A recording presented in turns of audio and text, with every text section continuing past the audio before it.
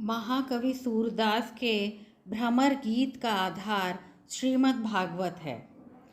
महात्मा सूरदास जी ने श्रीमद् भागवत के आधार पर ही सूरसागर की रचना की है। सर्वप्रथम सूरदास जी ने हिंदी में भ्रमर गीत की रचना की। भ्रमर गीत की लोकप्रियता इन्हीं के कारण सर्वाधिक हुई। उद्धव जी मथुरा से ब्रज आते हैं और गोपियों के कृष्ण मोह को दूर करने के लिए ज्ञान की बातें करने लगते हैं। गोपियाँ उनकी बातों का उत्तर देती हैं।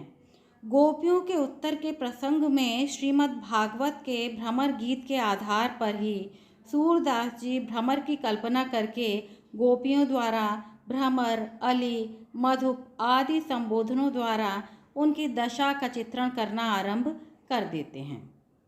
यहाँ पर भ्रमर गीत सार का जो ये पद है, ऊधौ मन न भये 10-20, इसमें गोपियों की एक निष्ठ भक्ति कृष्ण के प्रति प्रदर्शित होती है।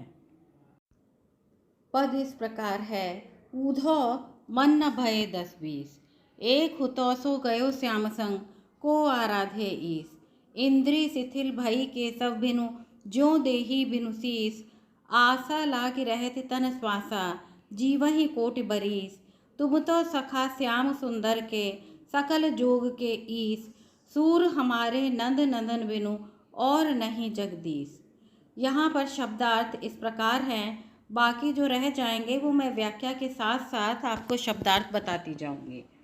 ऊधो माने उद्धव, हुतो माने था, श्याम माने कृष्ण, संग माने साथ, को माने कौन, आराधे आराधना करना, ईस माने प्रभु, कृष्ण, इंद्री माने इंद्रियां, पंच ज्ञानेंद्रियां, आशा माने आशा, तन माने शरीर, कोटि माने करोड़ों, बरीस माने वर्ष।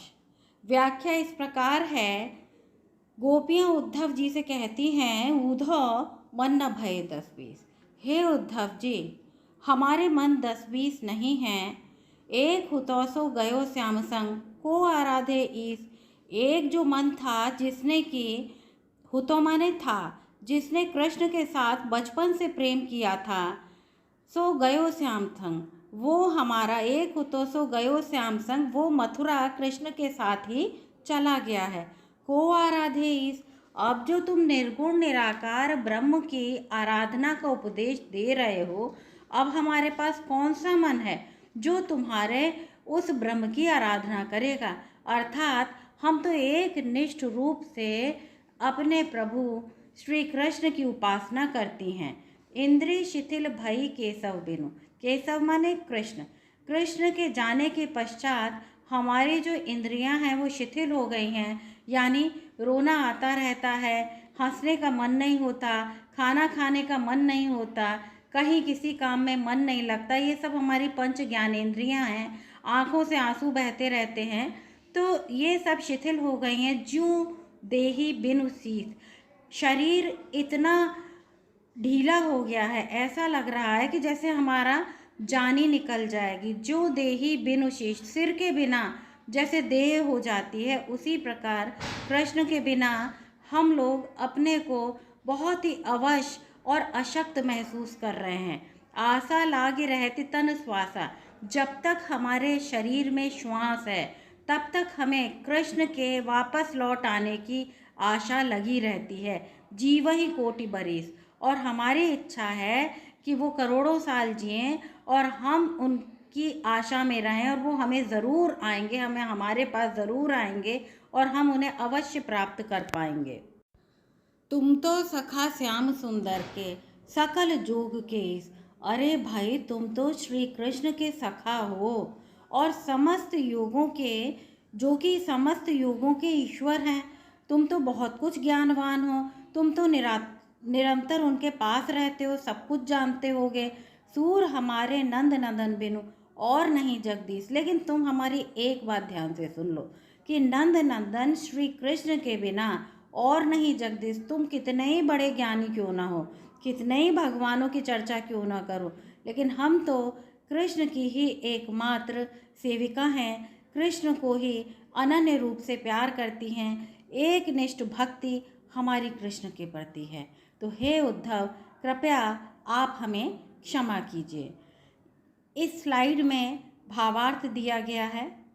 इसी प्रकार अग्रिम स्लाइड में भी इसका भावार्थ दिया गया है। विशेष काव्यगत सौंदर्य इस प्रकार है। प्रस्तुत पद में गोपियों की विरह दशा और कृष्ण के प्रति एक निष्ठ प्रेम का मार्मिक वर्णन है। भाषा सरल मधुर ब्रज भाषा है। शैली उक्त वैचित्र्यपूर्ण है। मुक्तक पद है। छंद गेय है। रस श्रृंगार रस वियोग श्रृंगार है। विविध अलंकारों का प्रयोग है। माधुर्य गुण है और शब्द शक्ति व्यंजना के दर्शन यहाँ पर भली प्रकार हो जाते हैं। भाव साम्य में हम बताएंगे, एक भरोसो एक बल एक आस विश्वास एक राम घनश्याम हित चातक तुलसीदास। तो यहाँ पर इंद्रियों के बारे में बताया है। यद्यपि इंद्रियां 10 होती हैं, पंच ज्ञानेंद्रियां और पंच कर्मेंद्रियां। ज्ञानेंद्रियां नासिका रसना नेत्र त्वचा इत्यादि, और इसी प्रकार कर्मेंद्रियां भी हैं। भाव साम्य में मीराबाई भी अपने गिरधर गोपाल की अनन्य भक्त हैं।